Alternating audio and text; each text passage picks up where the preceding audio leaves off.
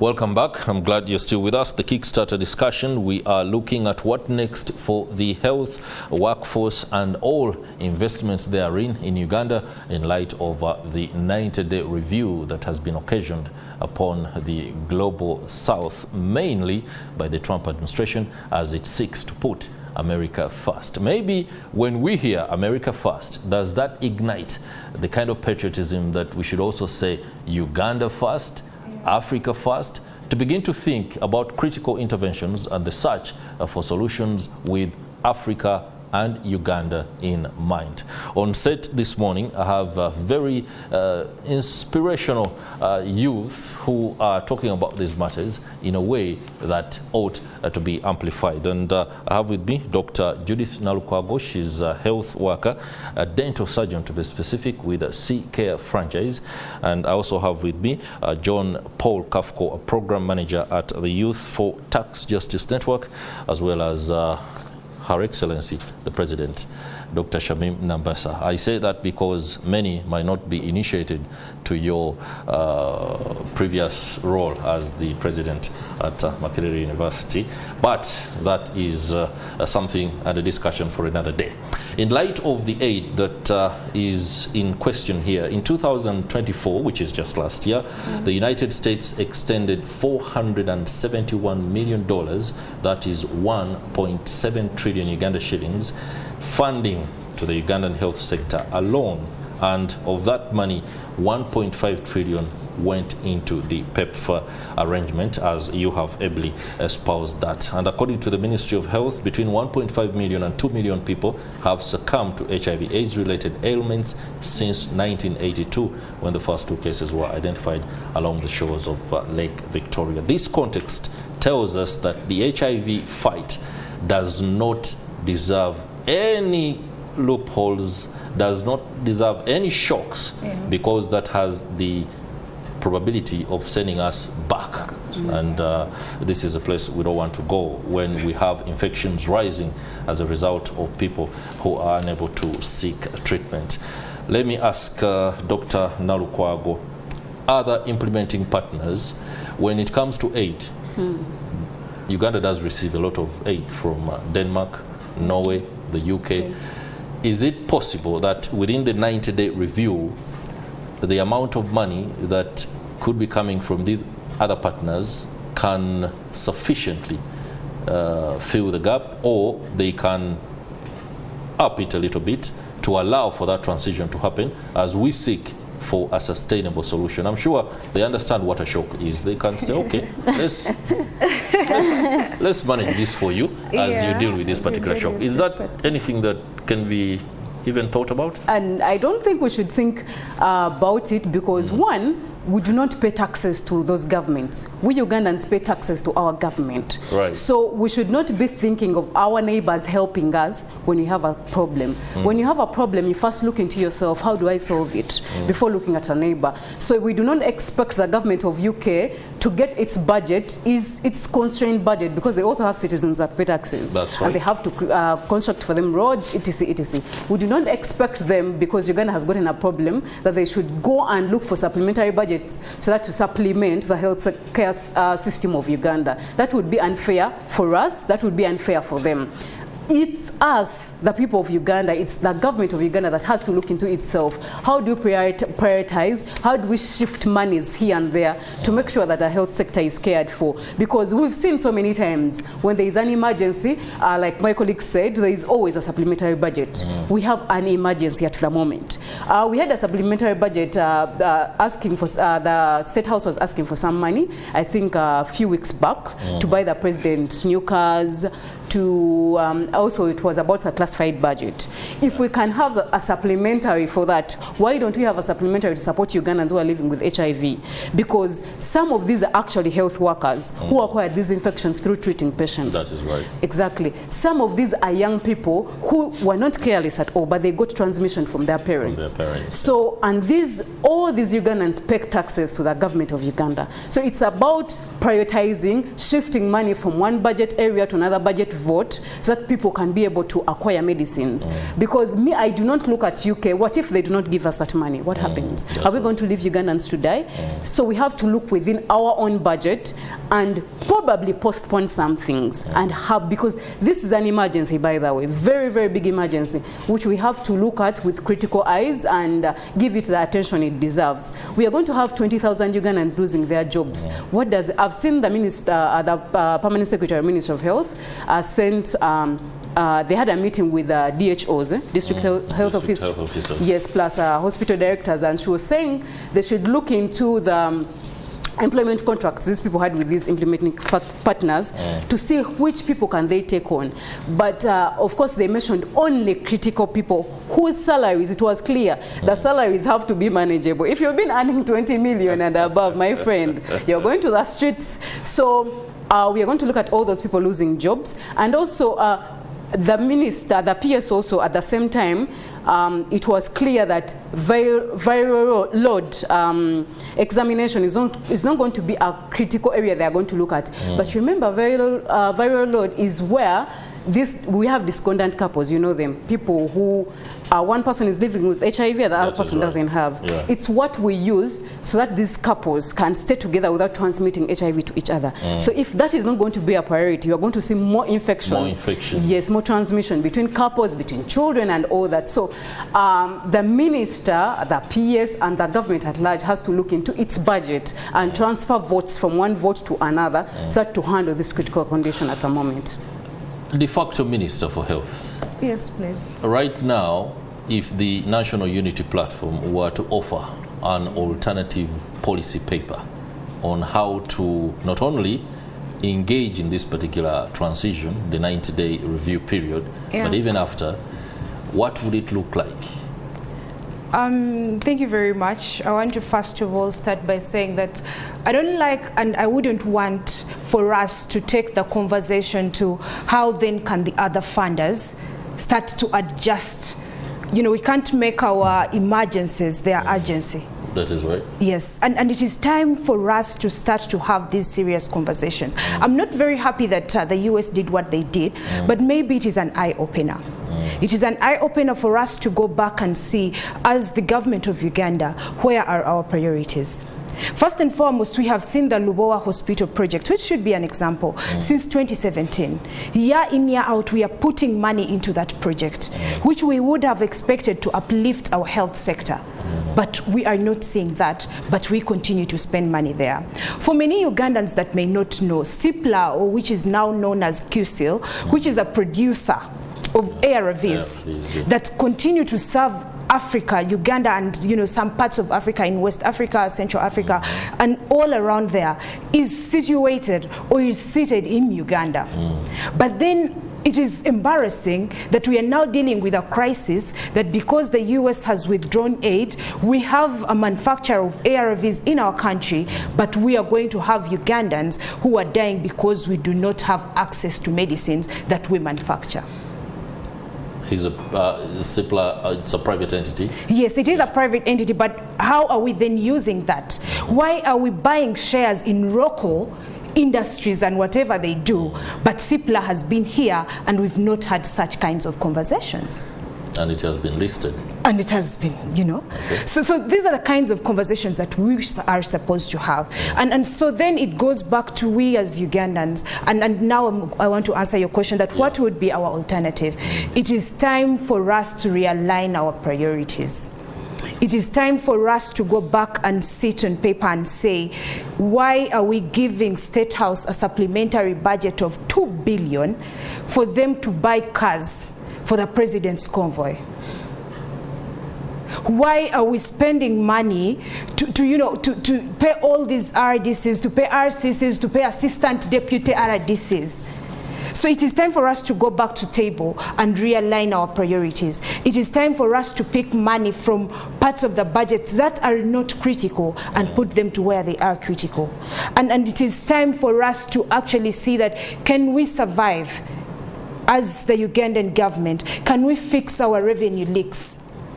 can we go back to the drawing table and say that the health sector, the education sector, these are sectors that need to be given priority before we go to these other things that we give a lot of money to. Right. And so for me, and even talking about, you know, critical issues that's even now that they're prioritizing, and it is absurd that, you know, viral load, because as a pharmacist, I know that when we are going to give our regimens for HIV, you know, for ARVs, it is critical that you look at this viral load, and you're able to tell that this person is now living under manageable, you know, conditions, or maybe they are susceptible to getting opportunistic infections, so they must have extra medicines that are added onto them. That is right. Yes. So most importantly, it is for us to realign our priorities as a country. That is very, very poignant. The taxman should be able to tell us. Local governments are the center of pretty much most of the revenue collection that Uganda comes up with on an annual basis. Just recently, we were told that URA well performed beyond expectations. And that is something that is positive, no doubt. But again, in light of that, the funding shortages are apparent. It's a contradiction at the end of the day. I don't know how you receive such statistics and news within your realm as tax experts. Yeah, I think for me, first of all, I think I'm glad about this executive order. Yeah. Because over the years, we've been receiving a lot of money. You've mentioned the figures there. But I always ask myself, has this money been doing the work it's supposed to do? My colleagues talked about the support we've been getting from Piper, I think that project and all that. Right. But have we had an analysis? And I think this is what President Trump is trying to figure out. From this money we are giving, is there maybe value? Value for is the there money? Value for this money? Is it being used is for it the necessary? purpose Exactly. Oh, it's because, as I told you, I've been reading the Auditor General's reports, and it's always problem after problem, problem after problem. But you see, you're having so much money coming in, so much money, but the problems keep increasing. You are still having more infections, you're still having more people dying, you're still, you know, so you ask yourself, what is this money doing, you know? And for me, I'm glad for this order. I think that's the first thing. If we can iron that out and find out whether this money is actually being put to good use, I think it would help us a lot.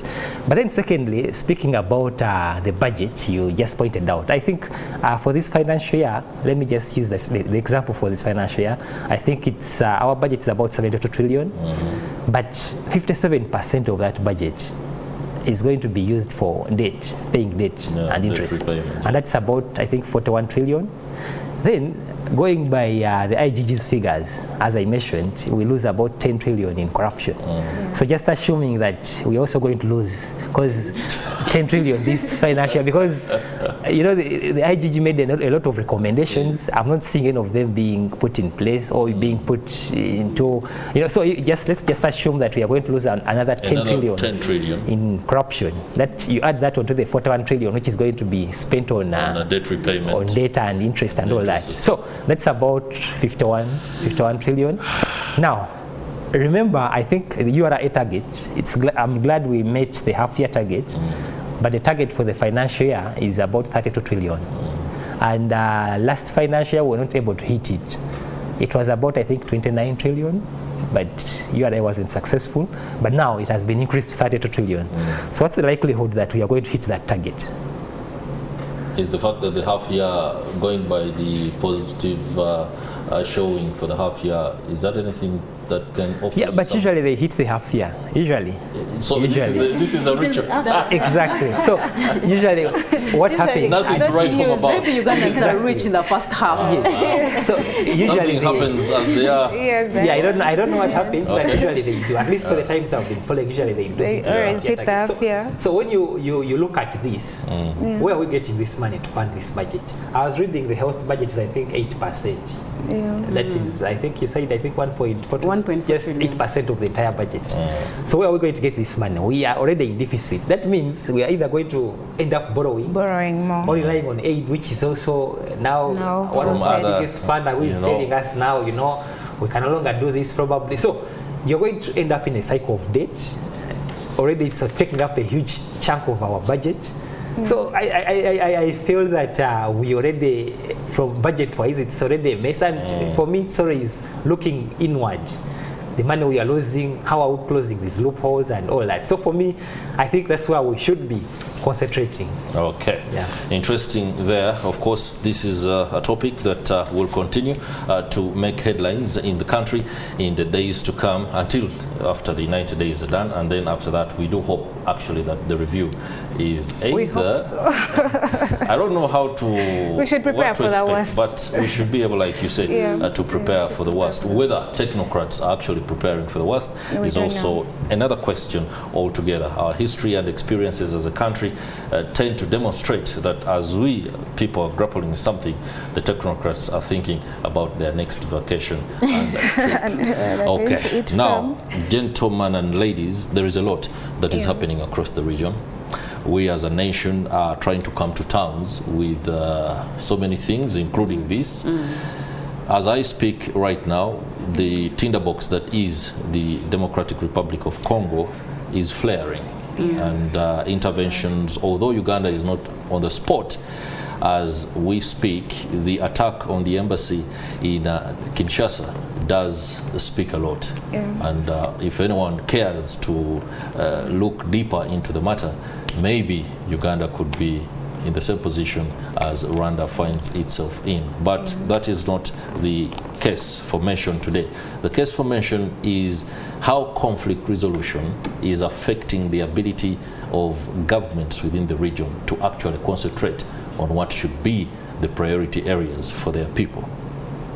That is costing the taxpayer in Kenya, in Uganda, in the Democratic Republic of Congo, in Rwanda, a lot of money. If I can have your views, Dr. Nambasa, your political history should allow you to interest yourself in these matters, like anybody else out there. How do you look at things as they are happening in the region today?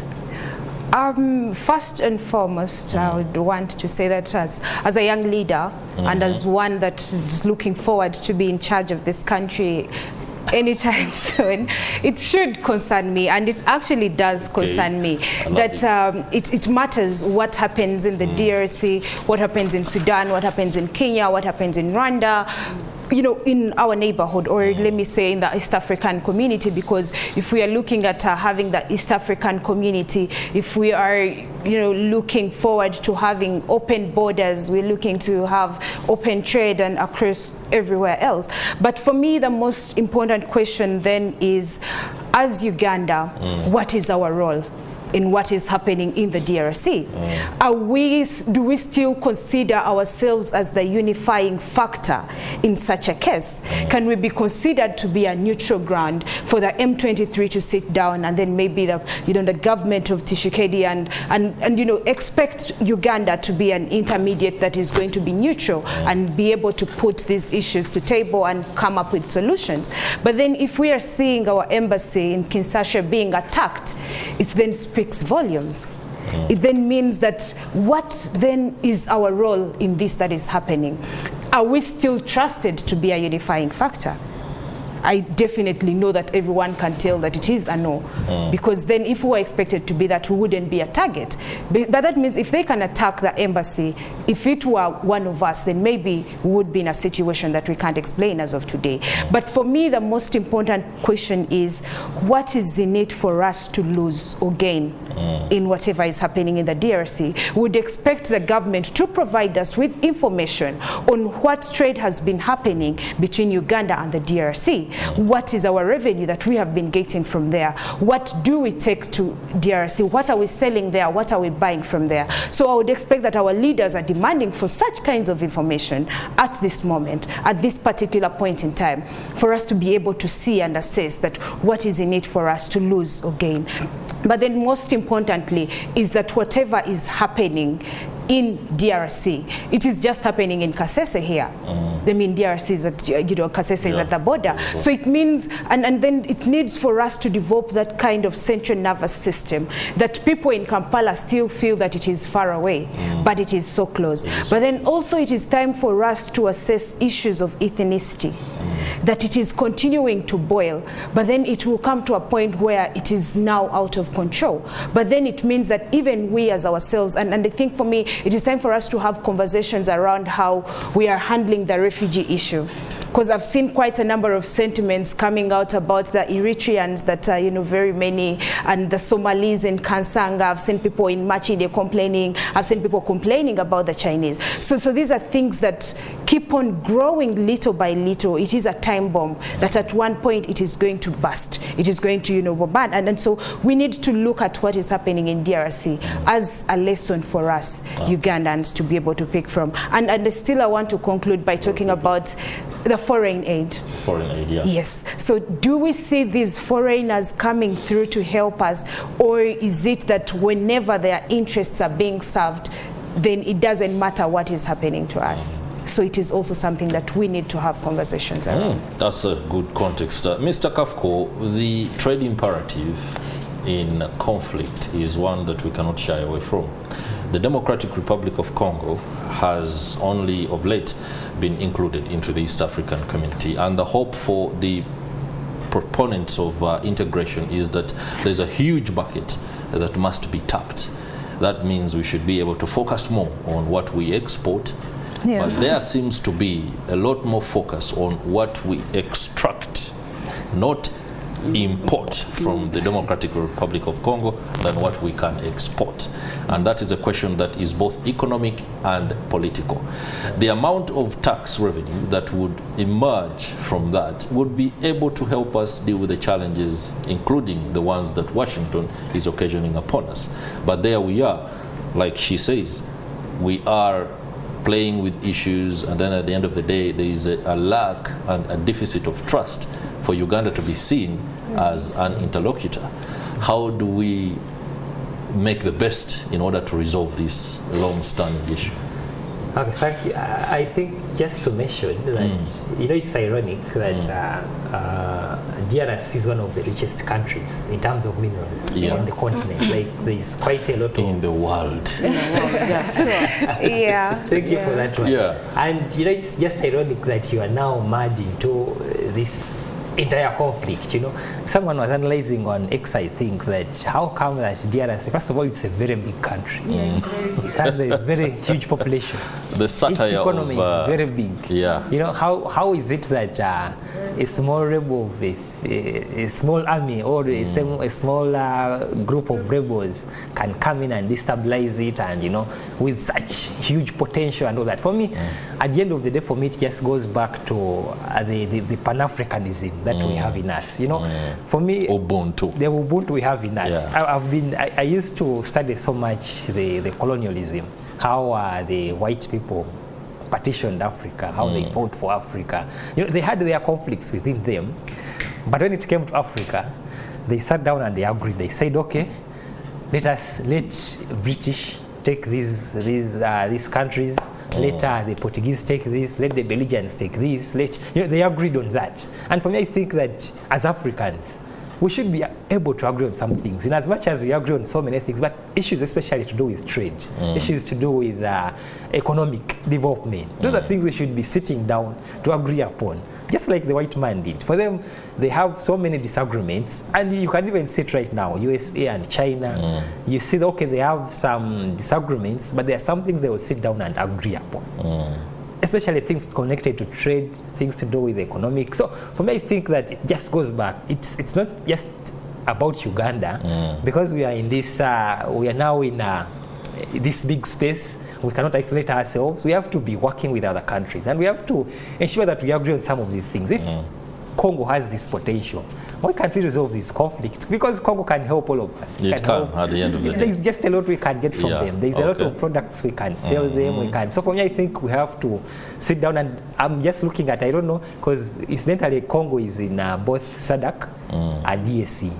Now, if both those... No, the EAC is attempting to ensure that SADC doesn't have a role to play, but most importantly, the economic and political issues can be dealt with at different levels.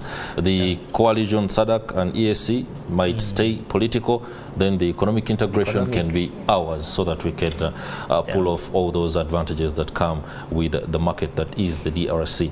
Dr. Nalukwago, the DRC, the refugee question, the influx of Congolese into Uganda is something that we are going to deal with in the next few days or so. That also presents a public health concerned. DRC alone is responsible for the origins of many of the outbreaks, including Marburg, Ebola, and the risk is always ever lingering. I don't know whether our public health system or architecture is well designed to ensure that that is dealt with, or we should be able to brace ourselves for another health challenge on top of those that we're already grappling with. My fear is the fact that we are losing donor money, which has been helping a lot in that sector, because you can see also USAID helps in refugee camps. At the moment, like you said, the health budget of Uganda is 1.4 trillion.